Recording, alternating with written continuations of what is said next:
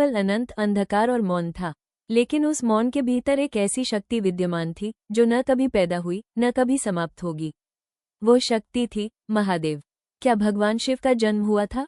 अगर हुआ तो किसने उन्हें जन्म दिया, और अगर नहीं हुआ तो वे अस्तित्व में कैसे आए? ये प्रश्न हजारों वर्षों से ऋषियों, विद्वानों और भक्तों को आकर्षित करता आया है। आज की इस यात्रा में हम पुराणों और भारतीय परंपरा में वर्णित शिव के स्वरूप को समझने की कोशिश करेंगे।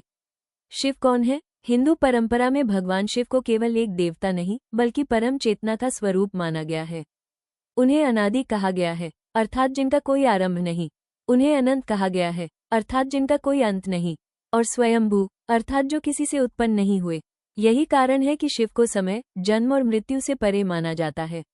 अनंत ज्योतिर्लिंग की कथा पुराणों में एक प्रसिद्ध कथा आती है।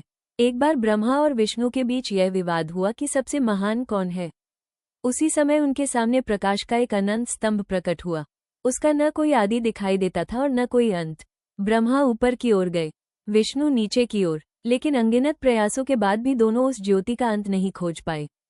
तब उस अनंत प्रकाश से भगवान शिव प्रकट हुए। ये कथा ये बताती है कि परम सत्य सीमाओं से परे है। शिव उसी अनंत सत्य के प्रतीक हैं। शिव का दार्शनिक अर्थ शिव केवल कैलाश पर विराजमान एक देवता नहीं है।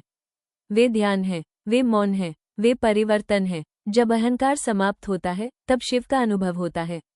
जब मन शांत होता है तब शिव का अनुभव होता है। इसीलिए शिव को योगियों का देव भी कहा जाता है। समापन तो क्या भगवान शिव की उत्पत्ति हुई थी? धार्मिक परंपराओं के अनुसार नहीं। वे अनादि, अनंत और स्वयंभू हैं। शिव हमें ये सिखाते हैं कि जो बदलता है वो संसार है, लेकिन जो सदा एक जैसा रहता है वही परम सत्य है।